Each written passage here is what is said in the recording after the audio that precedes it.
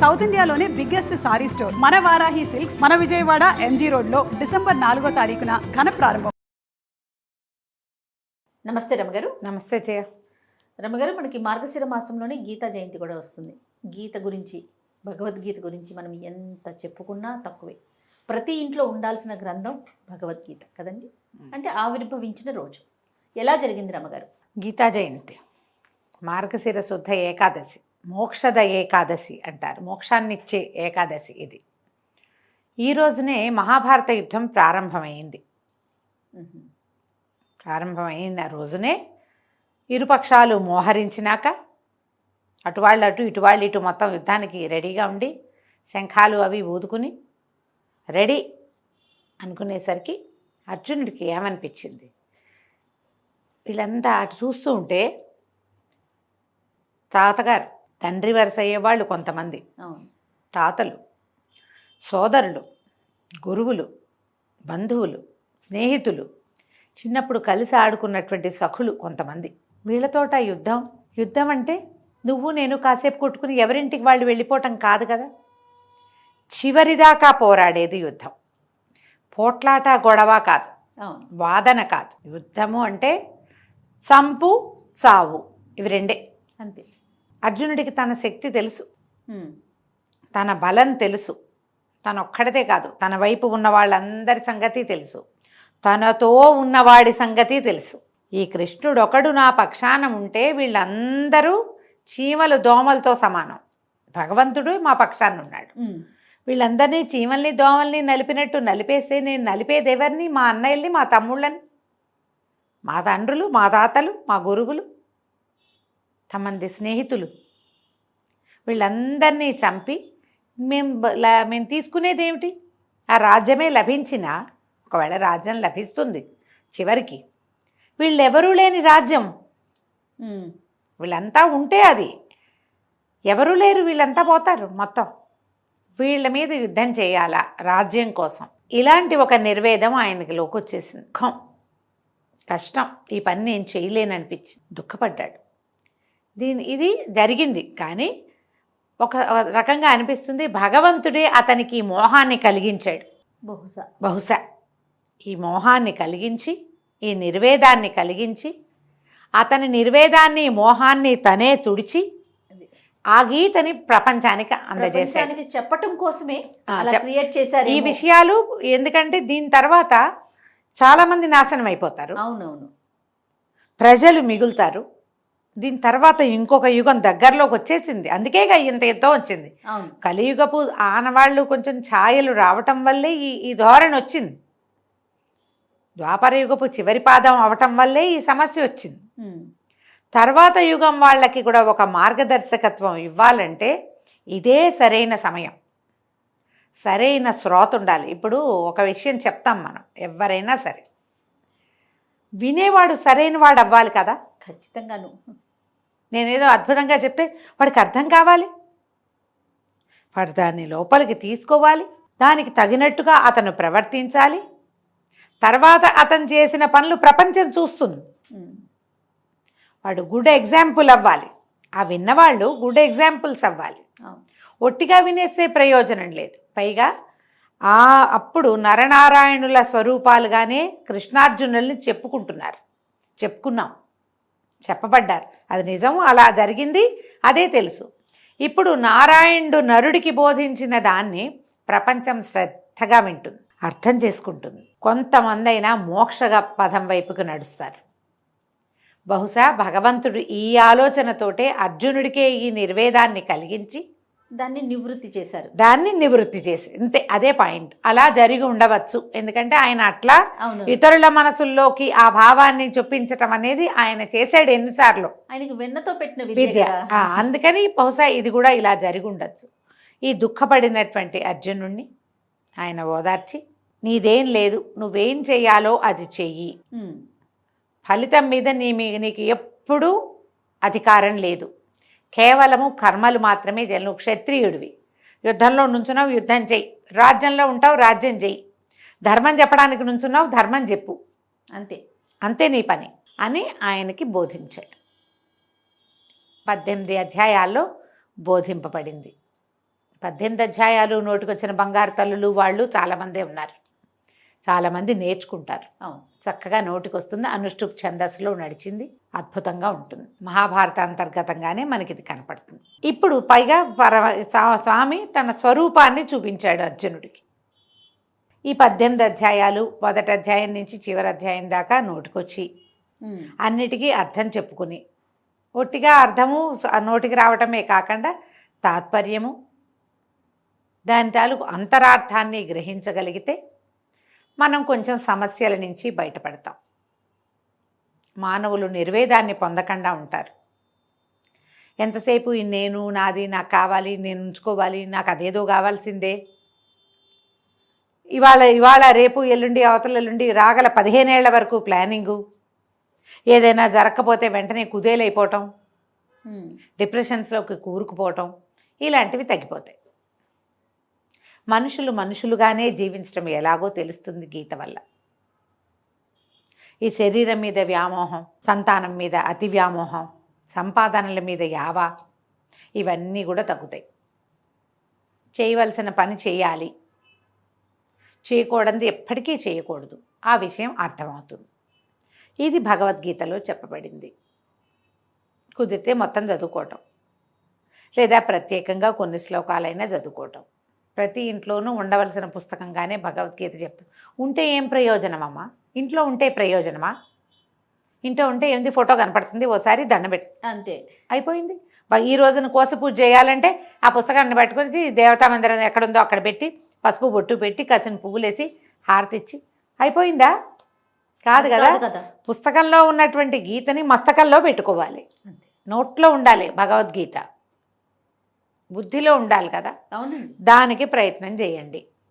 గీతా జయంతి నాడు పుస్తకం ఉంటే చక్కగా పూజ చేసుకోండి. మాకు పూజా మందిరం పైనే నేను ఆ పుస్తకం ఉంటుంది. మామూలుగా ఓపెన్ చేసి చదివే పుస్తకాలు వేరుండి, ఎవరిదో మళ్ళీ కొంటే ఒక పుస్తకం చక్కగా ఉంది కదా. అర్జునుడు అదే మన పార్థసారథిగా కనపడతాడు కదా, జయమూర్తి పార్థసారథిగా కావాలి, నాకు అట్లా కావాలి. రోజు ఆ పుస్తకం ఒక చెవుల్లో పెట్టుకుని ఒక మాట ఆయన చూసి మళ్ళీ పైన పెడుతుంటాను నేను. మందిరం మీదే ఉంది బుక్. ఈ మన ఇస్కాన్ వాళ్ళు వేసిన పుస్తకాలు బాగుంటాయి, అవును, గట్టిగా ఉంది. ఆ బుక్ పెట్టుకున్నా పూజ చేసుకోండి. ఈ రోజున ఒకసారి తెరిచి చదవండి.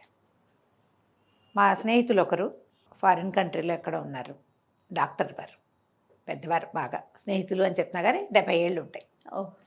అయితే ఆయన చాలా టఫ్ టైంలో చాలా విసుగ్గా ఉంది, ఇప్పుడు ఏం చేయాలో తోచట్లేదు. అలాంటప్పుట ఓపెన్ చేసి ఏ పేజీ ఓపెన్ అయితే ఆ పేజీ నుంచి పేజీ అంతా చదువుకుంటారు.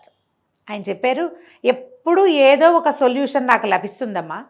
సొల్యూషన్ అంటే అదేమిటో చేసేయమని కాదు, ఏమీ చెయ్యొద్దని కూడా వస్తుంది ఒక్కోసారి. నోరు మూసు కూర్చో, మాట్లాడకుండా నీ పని మాత్రం నువ్వు చేయి, ఆలోచించద్దు, అలా వచ్చింది. అప్పుడు నేను నా పని చేశా, మంచి జరిగింది. ఏ జరగాలో అది జరిగింది, అంతే. ఏ జరిగినా ఇంకంతే, భగవదేచ్ఛ. అది అద్భుతమైన విషయం రమ్మగారు కదా, భగవదేచ్ఛ అంతే. నేను అలా రిలే అయ్యి అలా నమ్మి అలాగే చేస్తాను. నేను తరచుగా ప్రతిరోజు నేను ఆ పుస్తకం తీయటం, ఆయనకి 18 అధ్యాయాలు నోటుకొచ్చుట, ప్రతి అధ్యాయము విడివిడిగా కూడా ఈ అధ్యాయం చెప్పండి అంటే చెప్పగలరు, అంత నోటుకొచ్చు.